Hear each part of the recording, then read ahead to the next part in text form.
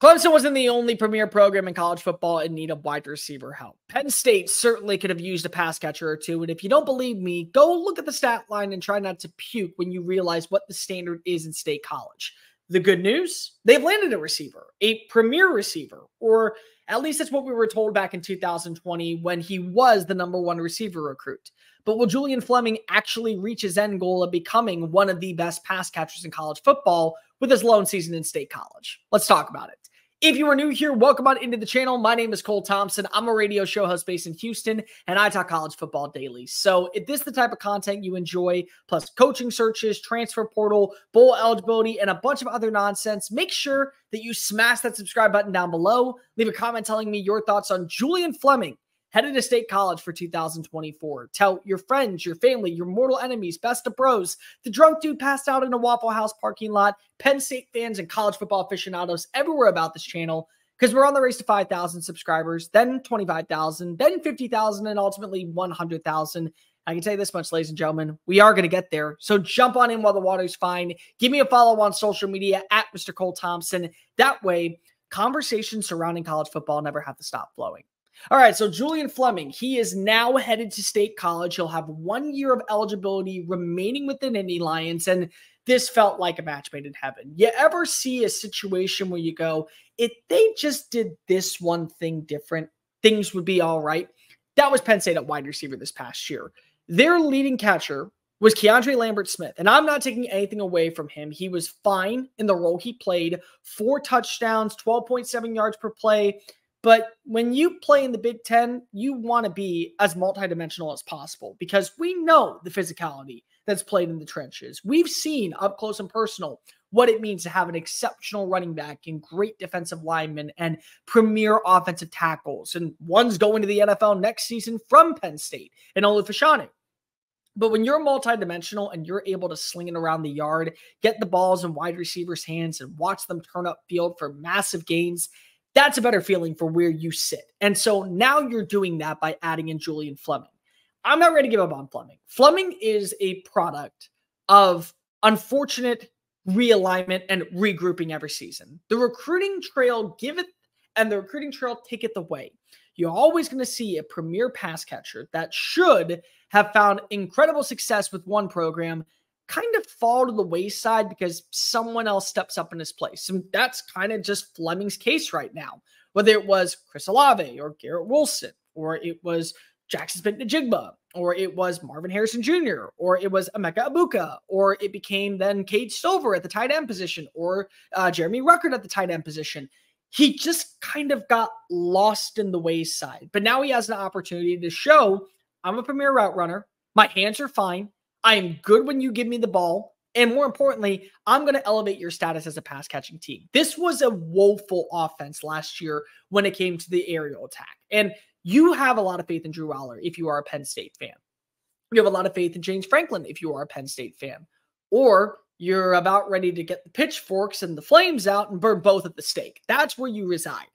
But you just hired Andy Kotelnicki. Kotelnicki did a phenomenal job working with Jalen Daniels and with Jason Bean at Kansas for 3 years.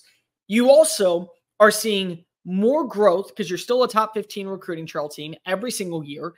I think that you will be able to land a few more players via the portal in the next several days or in the second wave after spring camp to realize where your flaws are. But now you're getting him on campus to build that relationship with Aller. Now you're getting him on campus to learn the offense underneath Kotelnicki.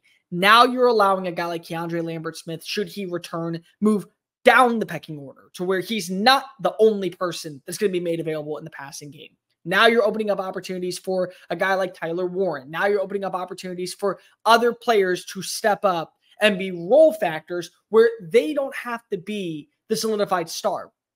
This is a big year for Penn State. I don't think many people understand. You kind of hit your wall at some point with coaches where you realize if this is not good enough for us, we have to make a switch now before we get labeled to be this type of roster. Like Jimbo Fisher at Texas A&M. I was very shocked when he was fired. I think many people were shocked just because of the buyout and how much it was going to cost. But what was bringing Jimbo Fisher back for one more season going to do? Prove the fact that you are an 8-4 team underneath them, that maybe you'll get to 10-2, and that's good enough for a prominent bowl game, but not good enough for the college football playoff. That maybe this is going to be a surge of progression, only to be followed by regression the next 2 years. It's kind of the same thing with James Franklin right now. You know you're a 10-2 team. You know you are an 11-win roster. You know that you can hold your own against almost anybody in the Big Ten, except for Ohio State and Michigan. And now you're adding in Oregon. And now you're adding in Washington.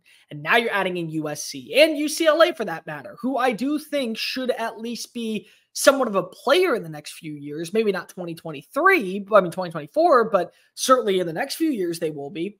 And so the competition is getting harder. Other teams are going out and they're out recruiting you at certain positions. And you're trying to prove to the world, we are more than just that third place team in the Big Ten. Well, the only way to do so is by adding in premier talent to elevate your status. And this is where Julian Fleming comes in.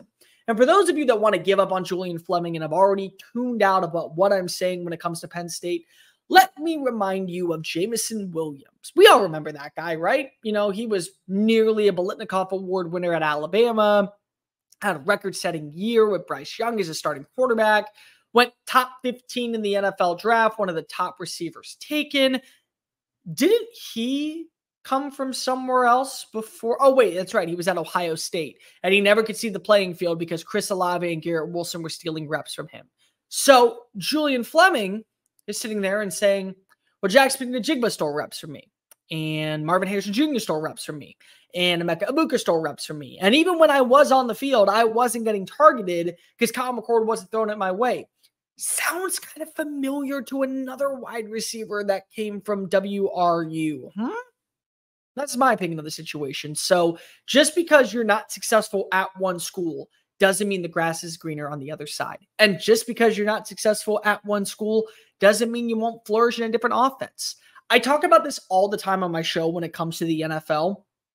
People say buyer's remorse when it comes to drafting prospects. Like, you went out and you added in one player that was really successful for this team, but would he be successful for your team?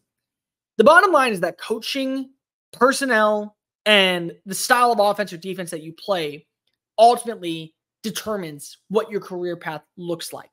And for Julian Fleming, he never felt comfortable as anything more than wide receiver number 4, waiting for his opportunity to move up the ranks. And slowly but surely, other receivers came in.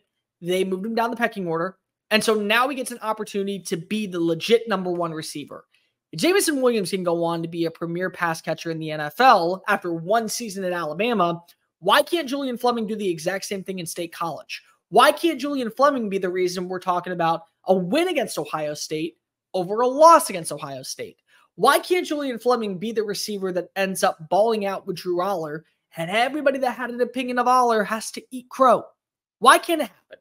It can, and potentially it will. So those of you who are seeing the stat line of Julian Fleming over his career, less than 1,000 receiving yards, 7 touchdowns, and an average of like 12.2 yards per play, that's because of the product he was in. Put him in a different product. Watch how soon your team is successful. It's a really nice fit for Penn State. They needed to get wide receiver help. They needed to get somebody who can be a difference maker, but still carries that same pedigree. It always helps when you get a person from your rival team. This could end up being a reason why we're talking about Penn State in a more prominent light in 2024. And I'm not saying 10-3 prominent. I'm saying 12-1 prominent. Maybe even an undefeated regular season finish.